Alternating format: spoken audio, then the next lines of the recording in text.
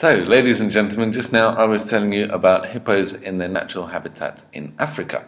And I told you about a few of their habits, what they eat, the way they behave, etc.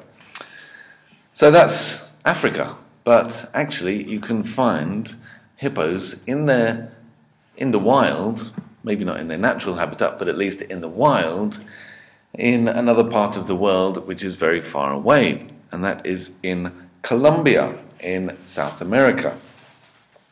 And as a matter of fact, hippos are very happy in this Latin American country.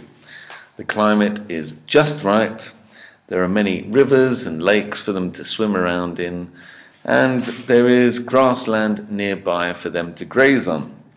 So this is just the right environment for hippos to thrive in. But how on earth did hippos manage to get to Colombia? Did they decide one day to swim across the Atlantic? Well, no, of course, they're not able to do that, so it must be for some other reason. Well, that reason is, the fact that they're there is all the doing of one notorious criminal who you may well have heard of, Pablo Escobar. It was back in 2007 that the first reported sightings of Escobar's hippos in the wild started coming in. People began phoning the Colombian Ministry of the Environment saying that they had seen these large animals floating around in the water, but these were animals that they had never seen before.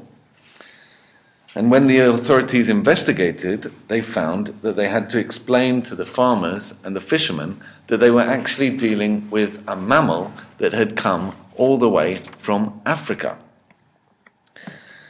These hippos had been brought to Colombia by one of the most powerful drug barons in history. He had flown them in the 1980s in order to keep them in his private zoo. At first, he had rather a small group, just one male and 8 females. And these hippos lived alongside many other creatures, many other exotic animals that came from lands far away. And members of the public were very much welcome to come and visit this zoo. And what's more, they could visit it free of charge. For many poor Colombians, this was the first opportunity in their lives to see animals in the wild. Above all, animals that had come along from another continent. So this zoo ended up making Escobar very popular among the locals, despite his criminal acts. People very much enjoyed the chance of having a day out at Escobar's ranch. They very much enjoyed going to see animals and making a good day of it with their family and friends. But as I'm sure you're already aware, Pablo Escobar was actually guilty of ruining the lives of countless Colombians. Huge numbers of people were killed as a result of the violence seen in Colombia, caused by Pablo Escobar's involvement in the drugs trade.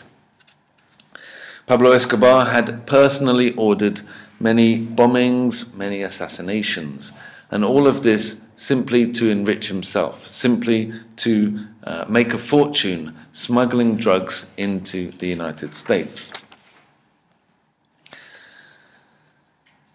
But as I was saying, despite all of this, this particular drug lord was very popular with the ordinary people. He was actually seen as a rich man who was generous, who was prepared to share his wealth with the day-to-day people. Many Colombians even described Pablo Escobar as a philanthropist. They said he was someone willing to pay for public works, willing to invest in education, invest in infrastructure, all for the good of the people. Those who visited Pablo Escobar's ranch did not only see exotic animals, but they were also able to enjoy other attractions as well. Believe it or not, they could even go and see the plane that Pablo Escobar had used to fly his drugs from Colombia to the United States. And there was even an airstrip, which there was an area where the planes could take off from in order for the drugs to be flown away. Nevertheless, Pablo Escobar's empire was not to last. Like many other criminals, the authorities caught up with him in the end. In 1991, he was arrested and put in prison. But despite being locked away, he was still able to control a large share of the drugs market. His criminal exploits continued even while he was in jail. But not for long.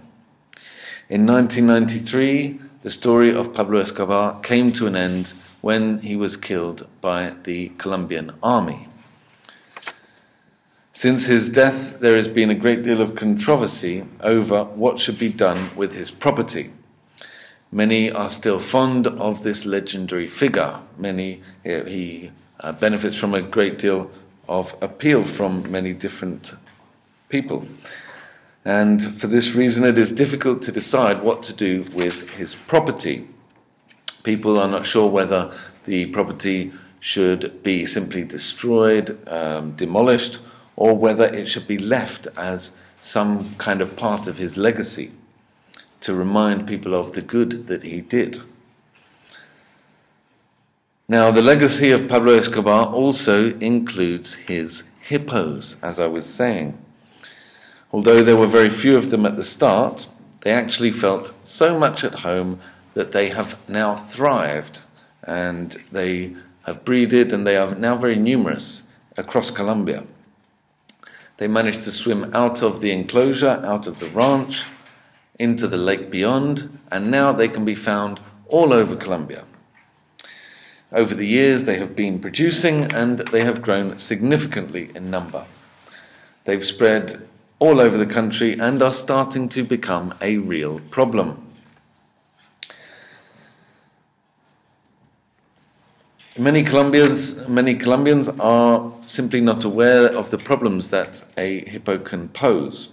They may seem like cuddly creatures, but as I was saying in my previous speech, they can be rather dangerous.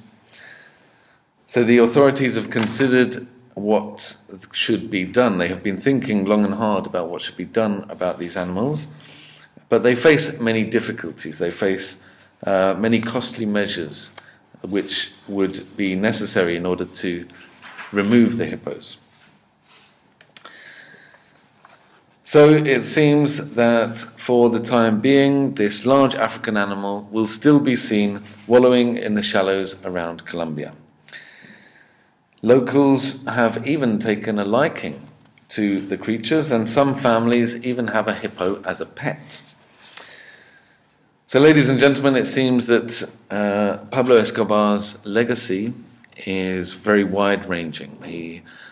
On the one hand, he killed many people, he wreaked havoc in his country, he destroyed many lives, and he left the country torn apart. There is also a lot of controversy over what should be done with his property.